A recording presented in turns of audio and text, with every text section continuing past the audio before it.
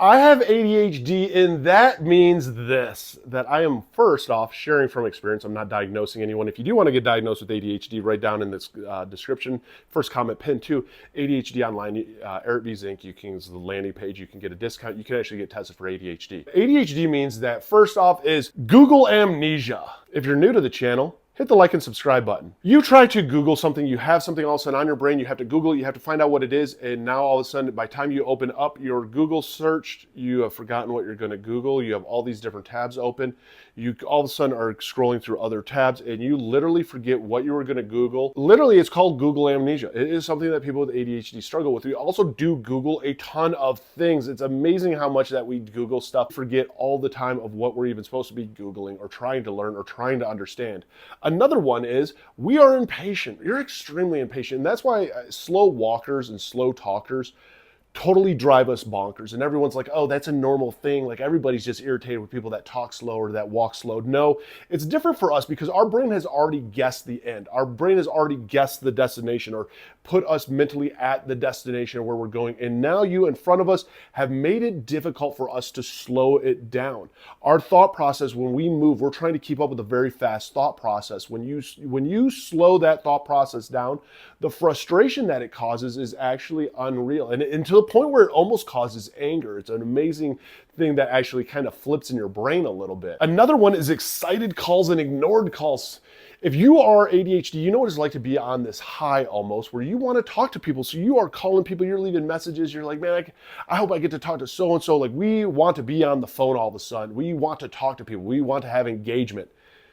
Once that passes, we have all these missed calls, missed texts. We're not responding to texts.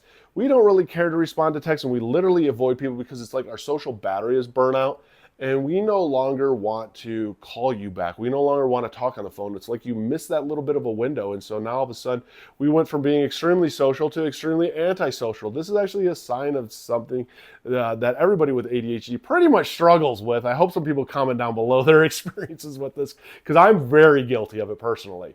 Another one is internal hyperactivity. And the best way I can explain internal hyperactivity is like my chest is like rising up and it's going to pop out of my chest.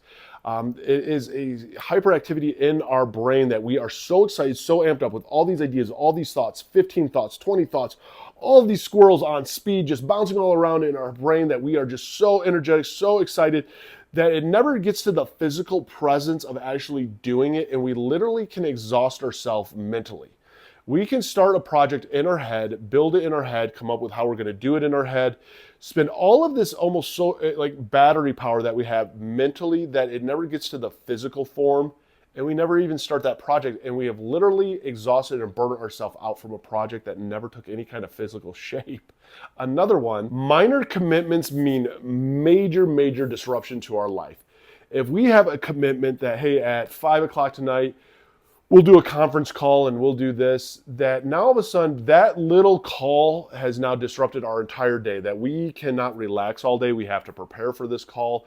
I have to take a shower. I have to get ready. And like all of a sudden it becomes work. If it impulsively happened and it just kind of dropped into our lap and we did it, it's a different story. But to make plans and have this one minor like commitment to do, whether it's, we're going to meet up with a friend for an hour. I'm going to meet up with a friend for coffee over at Starbucks at 5:30, guess what? From when I wake up till 5:30, my day is wrecked. I cannot start anything because my brain doesn't know even how to judge or calculate time. And the whole entire time it's renting space that I have to get ready for this event. It's amazing how disruptive it can be. And these are just some of them. There are a lot out there. I love it when people comment down below. Hit the like and follow button, by the way, if you haven't yet. Because the more that we share about this, the more that you understand about this, I think the more that you know that you're not alone, that you hear what others have done to fight through any of their struggles when it comes to, living with ADHD, when it comes to, fighting through with your ADHD. Because ADHD, I mean, some of the superpowers of it is you're resilient, you are very strong-headed, you are a great problem solver. like we think outside of the box. The world is different to us, and the world is a very fun place to us. And plus, we're a lot of fun, especially if you get us on a high.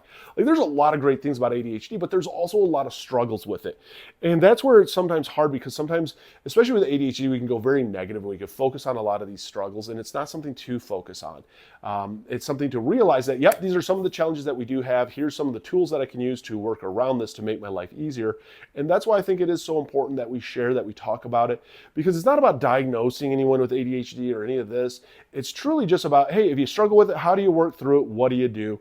I want to know some other tools than just my own. And for anybody who's out there going through it, dude, you got this. It does get easier.